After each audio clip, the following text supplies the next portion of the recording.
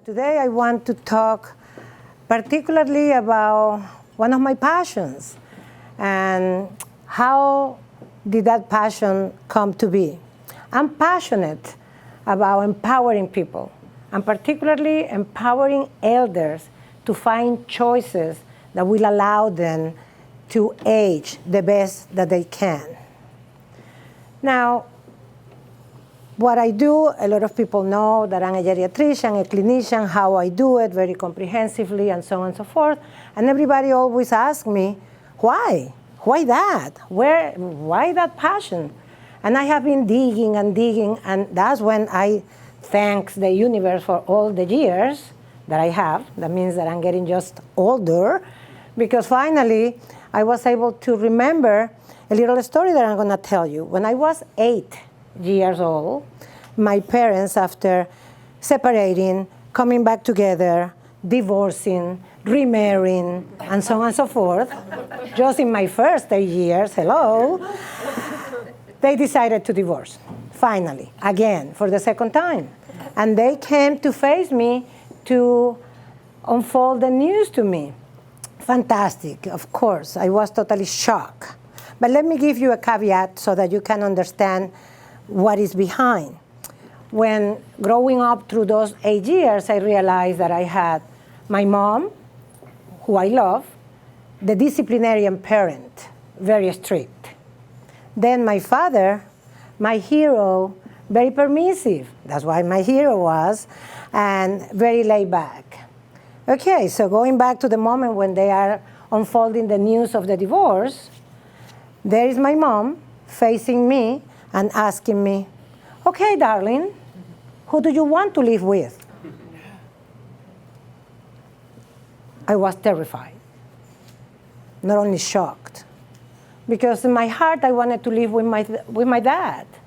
But at that moment, I felt totally mortified that I was going to piss my mom off, make her mad, disappoint her, and without 1 second more, I said, with you, Mom.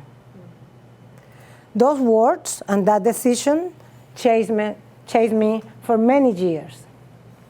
At that moment, I felt powerless and choiceless. And from that moment on, I think that something started brewing on me saying, 1, I will never feel that way again. And 2, I will help people not to feel this way. And then I set my life to empower people and help them to find the choices that will make their life better and happier.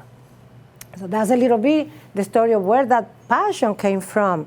And then there I were, empowering women and trying to find their voices or help them find their voices.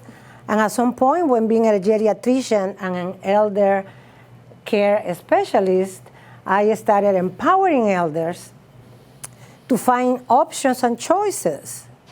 Because let's face it, it's kind of about time that aging in America take a new steer. So if you are ready, buckle up. Because look at what is happening with our elders around. We don't have room for our elders. Eldership has disappeared. The most that we see is they are too slow, they are not as efficient as they used to be, they are not as productive as they used to be, they are not fit anymore in our youth-driven society. So I said, oh, these people need to be empowered, because the worst is when those elders that we don't see and that we relegate to a corner when they need care, either they stay isolated in their homes or they are placed in these very ornamented and well-decorated buildings without a soul and with no choices. So they, for me, needed to be empowered, given choices, so that they can age the best way that they can age and thrive and not only survive. Then I decided, well, how am I going to do that? Wonderful passion. Well, wonderful now. When I was 8, it was not that wonderful. But then how to do it? And I said, the best way is creating what I call sometimes a very comprehensive or 360 degrees assessment that will allow me to understand that human being as unique and individual, touching upon financial circumstances or assets, the legal aspects. But then what are the healthcare needs? What are the psychological, emotional, spiritual needs, desires, likes and dislikes? And with that assessment, I prepare a roadmap that will help these people to understand that they have choices and resources to then go and age well, and not only age. I will tell you a story quickly in closing. I had a friend who sent me an email like a month ago telling me, I have this wonderful judge, retired judge. I spent fabulous 2 hours with this woman, firecracker, who is living in a facility. She rented 2 apartments in the facility to have enough space. Why she left her house? Because she's becoming blind due to macular degeneration. And she said, there is no place for me to be independent. I said, wait a minute. Don't tell me that you don't have a choice. That break my heart. I did my assessment, have a wonderful fun time, 2 hours, gather all the information, send the report, and say, this is what you need. You need technology to monitor the safety. You need to have engagement in your community. You need a driver that does this and that and the other.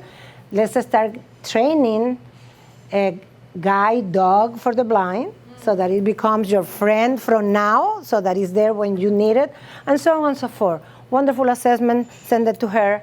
A couple of weeks ago, I got this phone call. Say, Dr. Bersin, I'm back to life.